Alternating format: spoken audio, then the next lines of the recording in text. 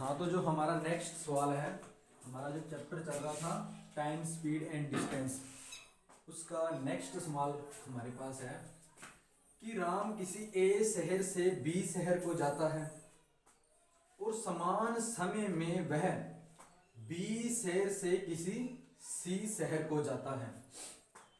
B से सी शहर जाने के लिए उसे अपनी स्पीड 16.2/3% बढ़ानी पड़ी थी।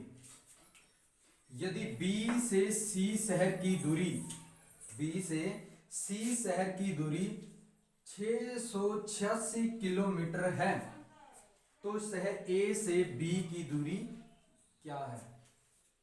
बड़ा कॉन्सेप्चुअल सवाल है, क्या दिया हुआ है और क्या पूछ रहा है। अगर हम बात करते हैं, इसे हम एक डायग्राम के थ्रू समझने की कोशिश करते हैं कि किसी ए शहर, मान लीजिए ये ए शहर है, मान लीजिए ये एक ए शहर है और राम क्या करता है कि किसी ए शहर से बी शहर जाता है। क्या करता है? ए से किसी बी शहर को जाता है और बाद में वो क्या करता है कि इसी बी शहर से आगे किसी सी शहर को जाता है। राम ए से बी शहर को जाता है और बाद में बी से सी शहर को जाता है। परंतु उसने काम किया कि जब वह ए से बी गया और बाद में बी से सी को गया, तो जब वह बी से सी को गया तो उसने अपनी स्पीड को 16 से 2/3% इंक्रीज किया। क्यों किया? क्योंकि जाहिर सी बात है कि बी से सी शहर की डिस्टेंस ए से बी की डिस्टेंस से ज्यादा है, क्योंकि समय समान है। क्या है? समय हमारे पास समान है। तो यहां से यहां जाने और यहां से यहां जाने पर उसे अपनी स्पीड इंक्रीज करनी पड़ी थी। कितनी? 16 से 2/3। अच्छा, अगर बात करते हैं 16 से 2/3% की, तो इसकी फ्रैक्शन वैल्यू क्या होती है? इसकी फ्रैक्शन वैल्यू होती है 1/6। ये हमारा परसेंटेज चैप्टर का कॉन्सेप्ट है कि किसी परसेंटेज को फ्रैक्शन में कैसे चेंज करते हैं और किसी फ्रैक्शन को परसेंटेज में कैसे चेंज करते हैं। यानी कि उसने अपनी स्पीड, अगर ए से बी उसकी स्पीड 6 थी, ए से बी उसकी स्पीड 6 थी, तो उसे बी से सी बढ़ानी पड़ी थी। कितनी? 16 से 2/3, यानी कि 6 से प्लस 1 करनी पड़ी थी। कितनी? 7। यानी कि अगर वह यहां 6 की स्पीड से गया तो उसे यहां अपनी स्पीड 7 करनी पड़ी थी।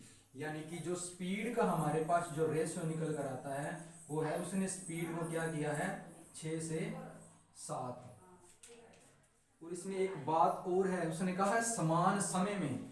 समान समय में जब समय समान होता है तो स्पीड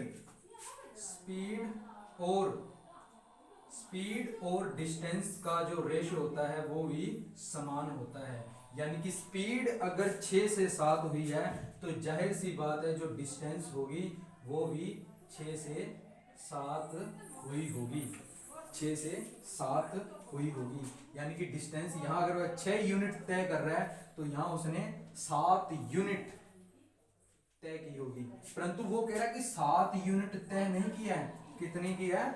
686 किलोमीटर। यानी कि 7 की वैल्यू कितनी है? 7 की वैल्यू दी हुई है 686 किलोमीटर। तो यहां से एक की वैल्यू कितनी आ जाएगी? बाई 7 कर देंगे तो कितनी आ जाएगी? ये आ जाएगी 9 7 और बाद में बचा कितना? 5 और 8 7 56, यानी कि 98। एक की वैल्यू कितनी आ जाएगी? 98। और हमसे पूछी क्या है? ए से बी की दूरी। ए से बी की दूरी हमारे पास यूनिट में कितनी है? 6 यूनिट। एक की वैल्यू 98, तो 6 की यूनिट कितनी हो जाएगी? 98 इंटू 6। तो इसे हम कर लेंगे तो ये आ जाएगी हमारे पास 500